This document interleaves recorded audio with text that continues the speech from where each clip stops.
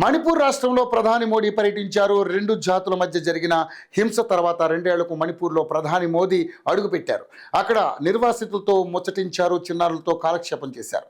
ఇందులో భాగంగానే మోడీ చురచంద్పూర్లో 7,300 కోట్ల రూపాయల అభివృద్ధి ప్రాజెక్టులకు శంకుస్థాపన చేశారు. పట్టణ రోడ్లు, హైవేలు, మణిపూర్ ఇన్ఫోటెక్ డెవలప్మెంట్ చొరవతో సహా పలు ప్రాజెక్టులను ప్రారంభించారు. అనంతరం జరిపిన సభలో మోడీ ప్రసంగించారు. మణిపూర్ ప్రజల అభిరుచికి సాల్యూట్ చేస్తున్నానన్నారు. ఇంత భారీ వర్షం కురుస్తున్నప్పటికీ మీరందరూ ఇక్కడికి వచ్చారని, మీ ప్రేమకు ధన్యవాదాలు తెలియజేయాలనుకుంటున్నానట్లుగా చెప్పారు.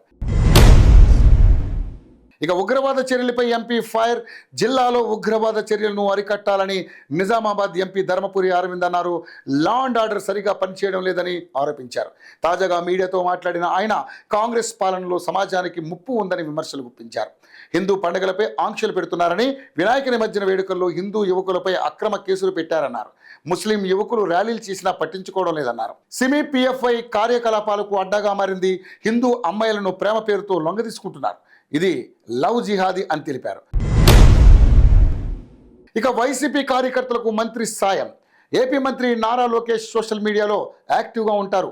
నెటిజన్లు ప్రజల నుంచి వచ్చిన రిక్వెస్ట్లపై ఎక్స్ వేదికగా స్పందించి అవసరమైన సహాయం అందిస్తుంటారు. సాయం పొందిన వారిలో సాధారణ ప్రజలు, టీడీపీ కార్యకర్తలు ఉన్నారు. అయితే ఆసక్తికరంగా ఓ వైఎస్ఆర్సీపీ కార్యకర్త కూడా నారా లోకేష్ను సాయం కోరారు.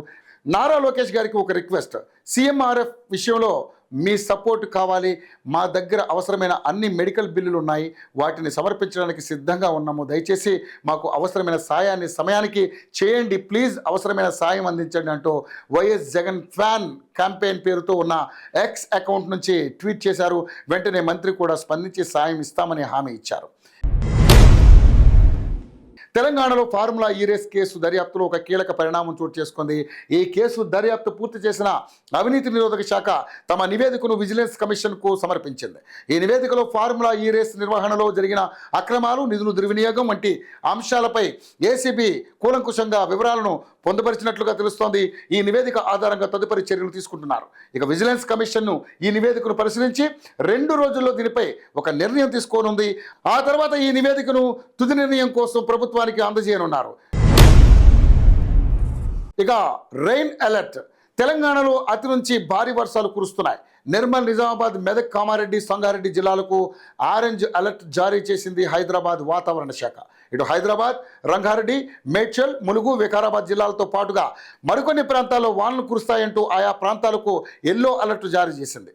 మరోవైపు హైదరాబాద్ పరిసర ప్రాంతాల్లో కురుస్తున్న వర్షాలకు జంట జలాశయాలు హిమాయత్ సాగర్, ఉస్మాన్ సాగర్ నిండిపోవడంతో వరద నీరు చుట్టుపక్కల ప్రాంతాలకు ముంచెత్తుతోంది.